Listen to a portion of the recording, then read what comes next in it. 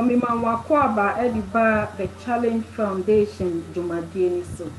Na and let me will be somebody who is very knowledgeable about issues of disability. She herself is a person with disability and she has so much knowledge about issues on disability. And she's the one that I'm going to have conversation with on the show. Sister Gloria, you are welcome to the show. Hello, thank you very much, and thank you for inviting me on. Thank you too, and I thank you for honoring the invitation. This is a show, as we discussed earlier on, to celebrate persons with disabilities who have overcome all odds, to be successful in life. We also like to share some of our problems, some of our challenges with society on, Right. our day-to-day challenges with society. And we record, the success story of persons with disabilities. Sometimes we also stream live their stories. Hello, everybody out there. How are you doing? I hope you are keeping safe during this COVID pandemic. As you know, as she said rightly, I am Gloria Williston, but usually I use Nana Issy Williston so that you do not think I am not from Ghana. You see, I am a graduate from the University of Leeds. I completed my master's in public administration in 2019. And I am privileged to have, multiple impairments. I have a physical disability. That is, I have my right leg shorter than my left, and I have other complications which got to do with my posture and my gait in my walking.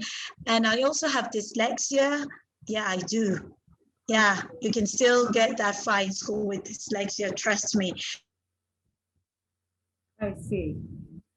There are days that there are low moods and stuff, but we move.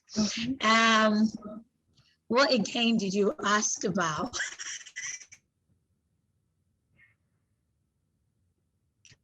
Yeah, I think, yeah, Let's say. Yes, I think that is enough for now. And I am also a person with disability. I had polio when I was young. And growing up, as a child with disability wasn't easy. It was very challenging. You wake up each day not knowing which of those weird misconceptions that you are faced with. Did you also experience stuff like that growing up?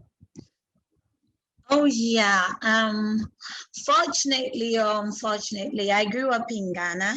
Yeah. I lived in Kumasi most of my life, and even though there has been some effort in trying to get total social inclusion of disabled people, total inclusion of disabled people into our society. Unfortunately, we've got social cultural barriers that, keep disabled people at bay and make it very difficult for us to mingle. And growing up, I would say, as I always say, I was lucky to come from a home that understood disability. Yeah. My mother was a teacher, and my father, even though he is an electric engineer, he was a photographer then.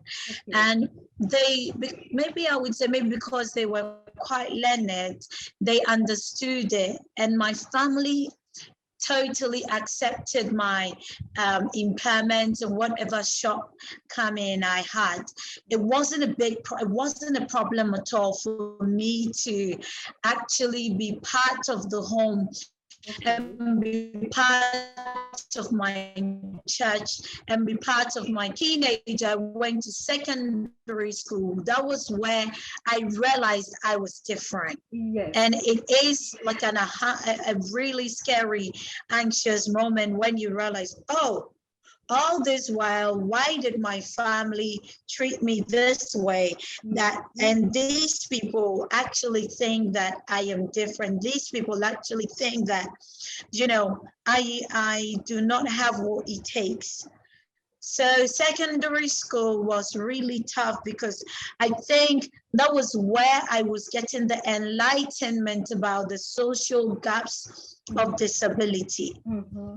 And from there, I kind of went under a bit. I got depressed a bit, but I came back up again with the help and support of my family and of the people around me. I kind of bounced back, and that is why when I have gone into advocacy for equality, inclusion, and diversity. Yeah, so it was a tough knowledge to actually know that, hey, because I have just my right leg shut, then I wasn't diagnosed with the dyslexia or ADHD or anything. Okay, why would you treat me this way because I wear prosthesis? Yeah. Why would you, take me out of a team because I cannot perform, just because I am different? So these were the challenges and the general challenge of the way our society has been, organized, the way our infrastructure is, our roads and everything. And I'm just talking from the perspective of a physically disabled person. Yes. But when you go to the blind, how will the blind get on our roads? All the pavements are being used for petty trading. How do they go about their day? We need to have like tactile paving and all that. We don't have them. Yeah. So it is difficult. It still is, even though we are trying to, do something about it. Yeah. But I think we could push a little harder than we are doing now. Exactly. So I would also like to know which specific challenges were you faced with? Okay, basically it was attitudinal. People's attitude towards me, people's attitude towards my impairment. The fact that I wear prosthetic makes them think that I don't have a brain, unquote. Like you'll be treated less than you should. You will.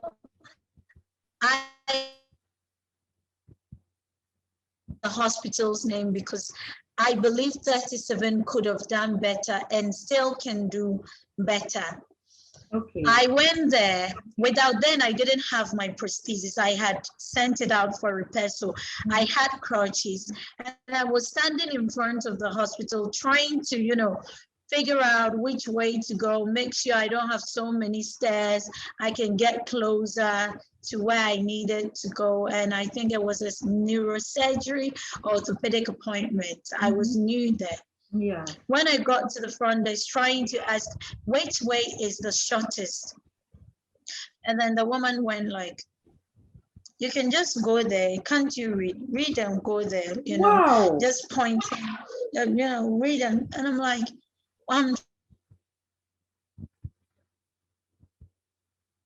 people have appointment. That's why they're here. What? And the attitude was really mean and really rude. But I think we are just ignorant about to not discriminate. How are they? The fact that we've got 2 legs, we've got 2 arms, we've got 2 eyes that see, we can talk, we can understand things, we can hear things. We think that is all the world is about. Yes. but there is a bigger world out there where people need extra support to be able to do what you are doing. Exactly. And with that in our minds, we can be more considerate, we can be more compassionate, and we can, you know, it will reduce the level of discrimination, because I think the general problem of our society is not really about writing policies or implementing them. It's about our attitude towards this. I agree with you. Understanding of what inclusion means, and our understanding of the importance of, you know, acknowledging people's rights. Yes.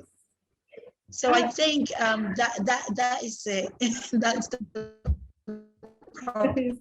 Yeah, very pathetic. Is our attitude.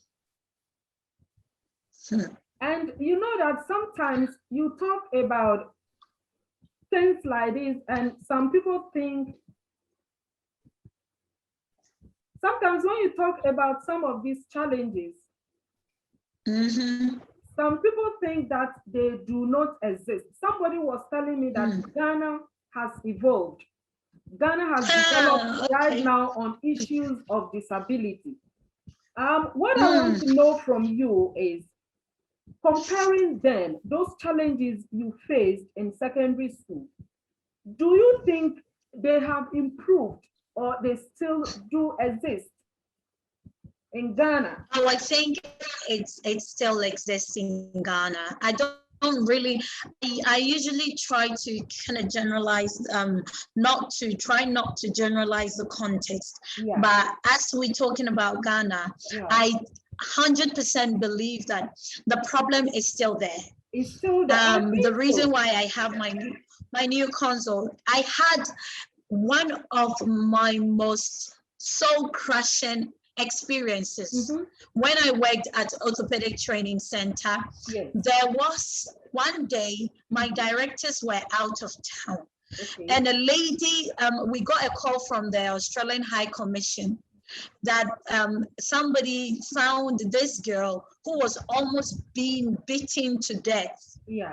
Because she was abandoned at a prayer camp, and about 2 years later, the family, about 6 months down the line, the family was not paying for the camp fee or whatsoever, so she was thrown out of the prayer camp. This is the case around the central region. Somebody with a disability, right? Yes. So they called and they said, oh, it looks like she's got CP or something. So we were like, just let them come in tomorrow.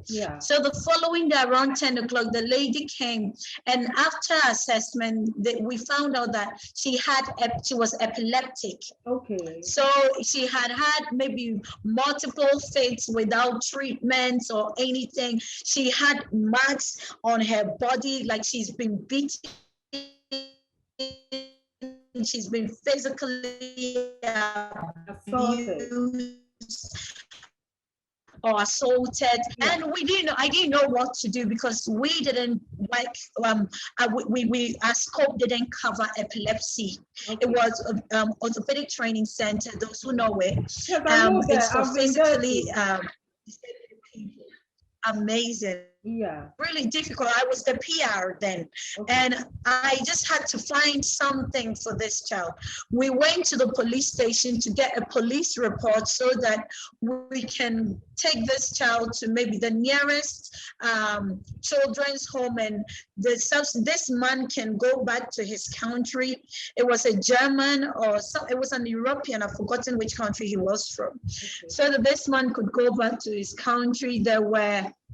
We tried. The police told us that the station commander wasn't available, so we can't get a letter. And I'm like, we just need a police report that this child was found at this place. They sent her to the hospital for treatment. She was immediately discharged. We went to one orphanage close by. They rejected us. They told us we should go to social welfare. We went to social welfare office. They told us that we need a police report. And I'm like, we can't get the police report. So it was around 3 o'clock. We went down to eventually, when we saw that there were so many rejections, we went straight to the Ministry of Gender and Social Protection. And then I've forgotten her name, Honorable Gifty. She was the Deputy Minister. Even when we got there, the people couldn't understand the agency, you know, and she had me, I was really angry. So I was talking on top of my voice. I was shouting. They told us, take her to the Accra Psychiatry Hospital. I'm like, will you give me an assurance that when we send her there, she will be safe and she will be well looked after? Oh, but you know, now here, this is the ministry. And I'm like, that is why I'm here, because I've been rejected from my doorstep till I got here. So this lady heard us and she invited us in. And when we got somebody to even ask what is going on, we three, it was me, a physiotherapist from my center, and the person who rescued the girl. And then immediately she said, she gave us seeds, she gave us water. She said, what's the problem? Every one of us broke down. Because how many rejections can a person take in a day? I mean, even in a life. About 5 institutions, 3 of them are government run. The police station, the local social welfare office, and the hospital. And then this woman organized 3 things around, called the department head, the head for children and the head for social welfare then. And they came in and then they were like, okay, she looks like an adult, maybe she's in her 30s or late 20s. And she's malnourished and stuff. So she just called the children's home. In Osu Children's Home. They brought a van and a house mother. When we got to Ridge rejected us. What? Ridge rejected us. And then God bless that house mother. I've even forgotten her name. She said, you know what? Let's go to La General. I am mentioning names so that we can see how critical this problem is. And we went to La General. When we got to La General was overflowing. People were on benches. People were sitting and they had their drifts on their heads. And then we're like, okay, this child definitely can't be admitted, but can a doctor see us? The doctor on duty looked at us and told us that this lady is an old lady and she's a depressed old woman. And to my amazement, this was the shocking part. The department head, that man, told us that he has to go home. It's late and it's past his working hours, so he has to leave. So if we will not, we are trying to do book long, and we will take long. So if they've given us the Osu people's number, we should just go to take this girl to Osu. So I insisted with my friend that what do we call it? The physiotherapist was a Japanese volunteer. And then I insisted this doctor wouldn't even look at the woman. She was talking about her and she was looking at me and I said, look at her. She is another life worth saving. Yes.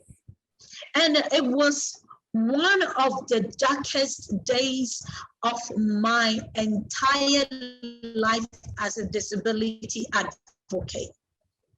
Seeing how primitive our thinking is, seeing how discriminating we are, and seeing how sad it is that the laws don't even work and the law enforcement agencies I was coming to are not even working. Come to that. I was going to ask you whether there are any laws that protect persons with disabilities in Ghana, and also whether they are enforced, whether they are loose or they really work. It's a slippery slope right now. God knows, The yes, oh my if you know total of any, honesty, or kindly tell us. I have worked with I was a liaison between the community and my organization. Yeah. I've always done that with my organizations. Yeah. And I would say, especially like, it takes so long for you to even get the police to make an arrest, unless it's a case that maybe they think the radio people, the media is involved, then they work. The local police stations, working with them is so slow. The laws, the policies, they act, children, disabled children are indirectly and directly rejected at schools every day. Every day there are whosoever first century that is in the place of authority. Yes, it's saying no. When I had a really big job just last year, I was in Tarkwa. I worked with Jella Foundation in Tarkwa. Yes. And there was the child with cerebral palsy. We were trying to get a school for her. To me, no, we can't take care of this child. Special school. And that is what they say. Even when a child wears a prosthesis and then they cannot, just the desk, the Ghana school, some of the children need, when they sit, their legs are straight. When there are these bars there, it restricts their legs and they can't use these desks. Common infrastructural accessibility, it will let some, just for the school to change the desk and give the child a table and a chair. They told, I was there. I was handling a case. They told the child, no, and then mommy better a table near Kunyani, they are fine. Some of the children would have to have, they don't care. And they don't care because they do not get it. There is nobody holding these people accountable. I was really saddened when out of the 20-something addresses that were given on, protecting the vulnerable in society during the COVID-19 pandemic, I didn't hear anything totally specific to disabled people. No. Like disability specifics, that just like they were giving the Kaya people food in Accra and Kumasi during the lockdown, maybe the disabled people's groups should come together and work, and then we're going to, provide you with food and stuff. Mothers with children with disabilities lost their jobs and have lost their jobs till now, because children had to stay home and they cannot leave these children and go to work. Organizations do not understand the fact that these women need to be home for this period. And so you become redundant. So you become economically impaired. Gloria, what I want to know, are there any provisions or support for persons with disability? And is it that they don't know about it to assess it, or there is nothing of that sort at all? Oh, there is. There are policies, and of which I have already spoken about. And there is the District Assembly Common Fund. Okay. Which has budget. So if you have 500 people in an assembly with, let's say, 50,000 people, and you have 500 people in an assembly with 7.5 million, people, your budget will determine how much the disabled people get. That one is people who are economically impaired, who don't have money. It's called the LEAP. And the LEAP gives like 80 cedis, 60 cedis a month to families. So do you think that is enough? No, I don't think so. But that is what is there now. There is, to access the disability, the District Assembly Common Fund for Disabled People, there is this long bureaucracy. You have to be a member of the disabled people's organizations, one of them, whether the Blind Union, the GSP, the Ghana Society for Physically Disabled People, the deaf and, the hearing and speech impaired group. But listen, these groups even don't cover all the persons with disabilities in Ghana. We have children with cerebral palsy, which now we have the cerebral palsy Ghana. We have people with asthma. I know children who are asthmatic, that their asthma has made it so difficult for them to be in school. We have people with diabetes. We have people with sickle cell anemia. They are dying every day because they cannot keep up with the medical expenses.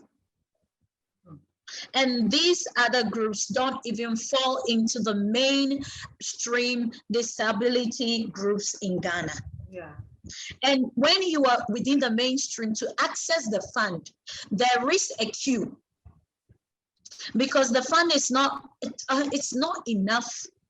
So there is a queue. You can be on the queue for 3 years. So does it mean that for those 3 years, the family can't survive? The people should die if they need the money for health purposes? Of course not. So this is what is done by the government. These two are what I know. And in my opinion, it is just not enough. But do you think that this is quite a good number of them are able to access this fund? You have just said that some of them have to wait for a long time, but eventually are they able to access it? According to the people I have had conversations with and encounters with, some just give up. Most of them just give up. 1,500 cedis for the rest. 3 years just to get 1,500 cedis. So they just, and as we always have this, ingrained corruption, there are people who are actually accessing it every year. The same people because keep on accessing it every year, while others are still in the queue. Exactly. Very terrible. Exactly. So that is where we are with funding, and there are NGOs that support people. Like, I would always mention the Orthopedic Training Center, because they have made thousands and thousands of physically disabled people mobile. Exactly. And it's very subsidized. Yes, it's very subsidized. Yeah. And when I worked there, they had a funding system where people can even get funding for their livelihood when it's seen that maybe the child's life is in danger. Families are given funding. So NGOs are also supporting, but from the big picture, no, it's not enough at all. And what about healthcare? Are there any, provisions? Are persons with disabilities able to access healthcare? What do you have to say about that? I have a lot to say about healthcare, a whole lot, because disability goes beyond the physical. 2 days ago, we celebrated World Bipolar Day. Mm-hmm. And I was listening to the news. There is no support for mentally impaired people. No. There is very limited support, close to nothing. Mm-hmm. How many people even get diagnosed to be treated? How many people, after having diagnosis, can afford continuous medical treatment, continuous coming to the physical disabilities? I wear a prosthesis that getting the best. In Ghana, my prosthesis costs between 2,000 and 3,000 cedis. Yeah. It needs, periodic repairs. People wear calipers. These are all allied health. It's part of our health issues. Those who have all these prostheses and orthoses and braces and stuff, it all involves, they need money. Exactly. And some of the children, if they do not have the prostheses, that means that there is no school for them. Mm-hmm. So actually, access to health care is associated with having a quality of life that will wean them off poverty. Mm-hmm. If I don't have prosthesis, thank God now we live in a virtual world. If I don't have prosthesis, I don't have internet, believe me, I wouldn't be where I am today. Exactly. People depend on it, but we can't afford it because allied health it's not insured. Health insurance doesn't cover allied health. Yeah. Coming to children with epilepsy, cerebral palsy, all these other conditions that they have to be on long-term medication. Mm-hmm. How many of their meds are covered? Coming to hearing impaired, visually impaired. Some people need surgeries and they can see again. Mm-hmm. But the fact that they cannot afford it means that is it for them. Yeah. Some people need hearing aid and that is it. Their lives would move forward. Some people just need to be diagnosed. They don't have how much it takes to get the tests that they need. So when it comes to access to healthcare, these are the big ones. The other ones, like if I have malaria and I don't have a wheelchair, I cannot go to the hospital when I'm a wheelchair user. Yes.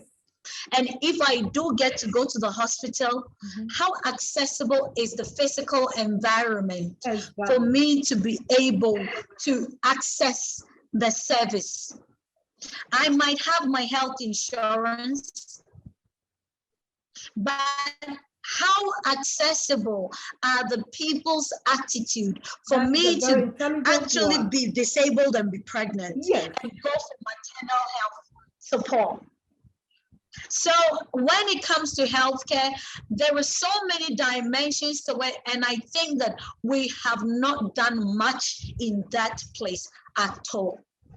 There is a big room for improvement. I think so, because I was talking with somebody and the person was like, we cannot compare Europe to Africa or specifically Ghana. But what I have been saying is that Rome was not built in a day. At least we can start in a day somewhere. It's like I use calipers also. And the last time I applied for a new one, the insurance covered everything. It was about 5,000 euros, but the insurance covered everything for me. And Ghana, even if they cannot cover everything, it can be subsidized. You won't walk. Actually, my prosthesis, let me tell you, we can talk, allied health the whole day because we both use, assistive devices. Yeah. My prosthesis costs about 4,000 pounds.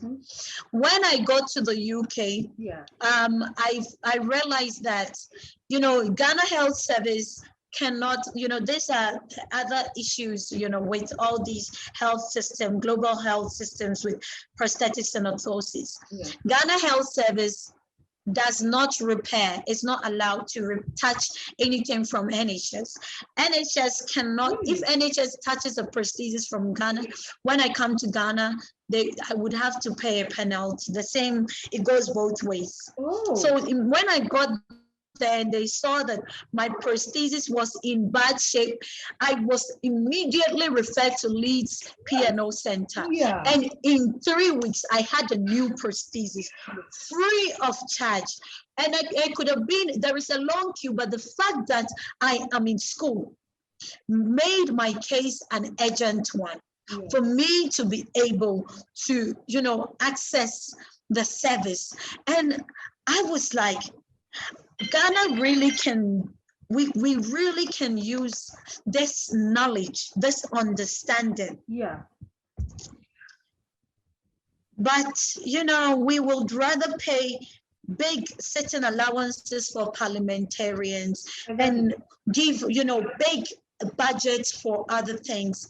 And then during election time, we remember that they are disabled people. We write them a big fact check and we stand on public platforms and say, disability is not inability. You left me out. So it is really difficult. Yeah. So what are specific areas that you want government to improve? Oh, yeah. I've got many. So just tell us. First and foremost, yes, first and foremost, education is such a powerful tool. They say knowledge is power. Exactly. When we should look at really upgrading and working on our inclusive education systems. And it is coming. Last year, I was invited as an inclusive education ambassador by GES to their training. They were training teachers and master trainers on universal design for learning. Yeah. And they were learning about how to support and include every child in the classroom. I hope and pray that every teacher will remember to use these tools because they are wonderful tools. The new minister for education is very, he's very open-minded, and he was there. And I am looking forward to the Ministry of Education actually hammering and increasing the budgets for disability inclusion in schools. Okay. Inclusive education, yes, it's expensive, but disability is a social construct. If you look at it from the social model perspective, if you give me equity, then I will not be disabled anymore. Exactly. But the fact that you have left me out, I am disabled. Yeah. And so if we first thing is education, because that is the reason why I am here. The second place is healthcare, because disabled children are dying. Children with chronic conditions that impair them are dying because parents cannot keep up. Homes are broken because of their impairment, because of our culture and attitude. Yeah. Somebody gives birth to a child with cerebral palsy or a condition, Down syndrome, and the whole house turns upside down. Yeah, but so bad luck. But then they will kill the child. Exactly. And then we should really, I am very radical about this. We should restructure our social welfare system, because it is not really addressing the problems. It is not touching, it's just scratching the surface. It's not really digging into the real issues of society. And there should be, the NCCE National Commission on Civic Education. Education. They have an opportunity of educating people on the importance of inclusion and what inclusion really looks like and what discrimination really looks like. We have a commission that is settled to educate people on, civic issues. And this, I believe, is one of them. Yeah. And I think that if the government takes disability serious, our policies we should stop the copy and paste policy. We should tailor our policies to the needs, the needs of the people. Exactly. That is what policies are for. But it looks like the disability policies are just checking the boxes so Ghana can get a big grant from some country. Yeah. No, we should really look into the issues in our country. And we have education, the academics. There is a vast place to research because the statistics on disability is appalling. There isn't much. And the ones that are not even accurate, they are estimated. There is space for improvement, that we can dig into research, psychological research, to see how disability impacts families and how we can help them, to see how disability impacts people's learning styles and behaviors, to dig into research and let the research inform our policies. Then our policy will be research-based. Therefore, it will be addressing the problems, and we should have a good, policy cycle where we are having a proper implementation and proper feedback. There is work to be done, and exactly. I believe if these are addressed, the rest will fall in place, and then the law enforcement and agencies should really up their their skills. They are part of as the community. We are the reason why they are there. So, and finally, as one disabled lady told me, they should make sure my vote counts. What? When I am going to school. They should make sure my vote counts. Yes. When I'm going to school, they should make sure they remember that disabled people voted. I agree with her, yeah. Yeah, and you see the most surprising aspect of it.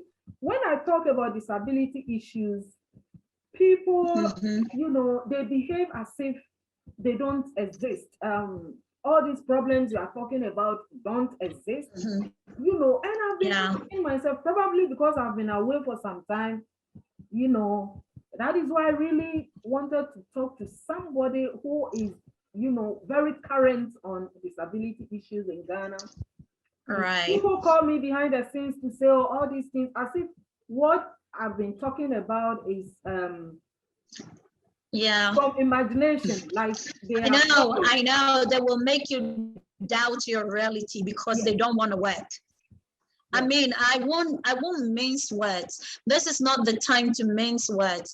I have watched a child died because the mother didn't have 5 cedis to renew his health insurance, and he had convulsion, he had cerebral palsy. That child is called Johnny. He lives in Adwejuri. He is not statistic. He is a member of the family that was lost because our systems don't work.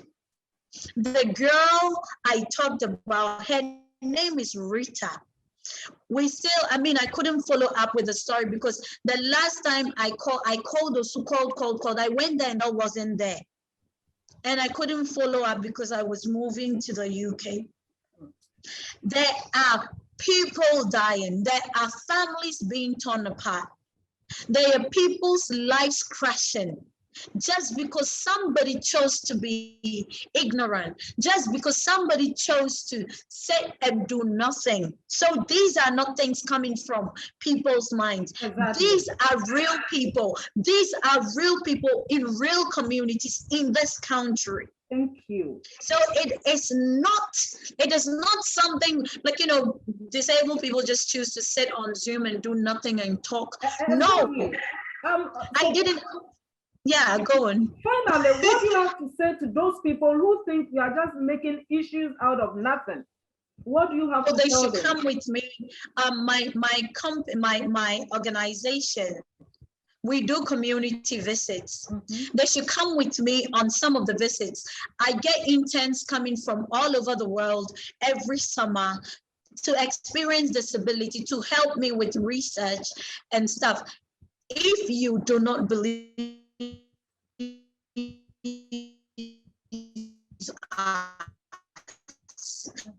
you can get out of bed and work, and people have chronic fatigue and it's affecting their marriages, it's affecting their work. They are unemployed because they are sick and the state doesn't have laws to protect them.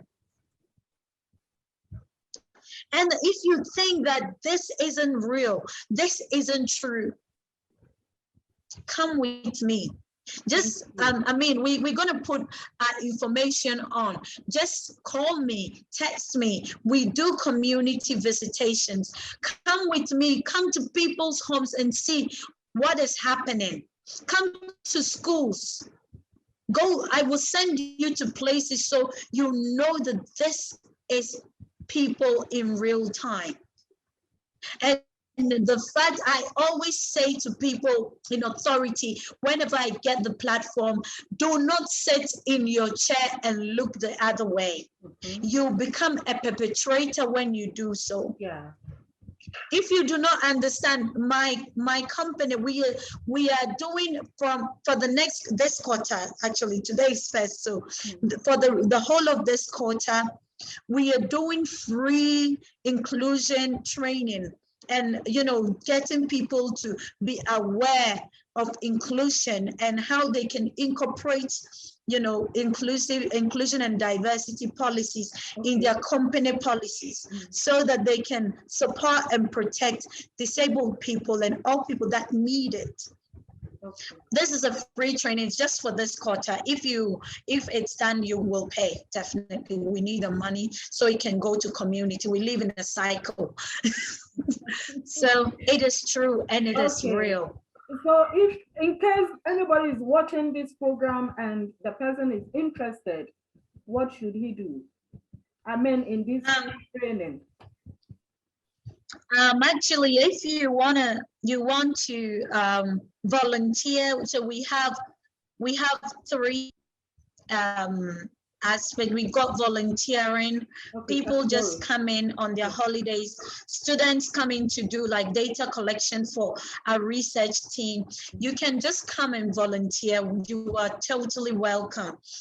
The second thing, if you want to do your internship with us or do the visitation, maybe you just want to come in and just do the community visitation, or you want to donate to our community projects, you can call us on +233 550 770 847 +233 550 770 847. You can phone us on it. I think what I'm going to do is you can share my email and all my contacts so that people can reach me. Okay. We are ready to work with you. Equinity Consult, we are ready to work with you. Thank you and very much. Those who think that their lives are in danger, who think they're in critical places, disabled people, I mean, you can also phone us. This number doesn't go off. It's a 24/7 number. Okay. Phone us and let us know if you think you've been abused because of your disability whatsoever. Phone us. What we do is we liaise with other organizations and institutions that can help you and support you. So do not keep it to yourself. Speak to us, speak to somebody. Okay, Gloria, thank you very much. And I'm going to invite you again because we must talk about things like this until there has been an improvement. Yes. So thank you for honoring this invitation and God bless you. Thank you too. Thank you too, Veronica. It was my utmost pleasure. Okay. Bye-bye. Bye, yeah. So that was Gloria Wellington. You have heard it from the horse's own mouth. Sometimes when we talk about challenges like this, people think they are just from our imaginations, they don't really exist. And I've been asking, is it because I've been away for a long time? So I wanted to talk to somebody who is very current and who is still based in the country, and I think we need to do more. And as I always say, we will continue to talk about these things until it is improved. Thank you very much. If you are watching our live interview, try to invite a friend, share the video. Thank you very much. Bye bye. Choose.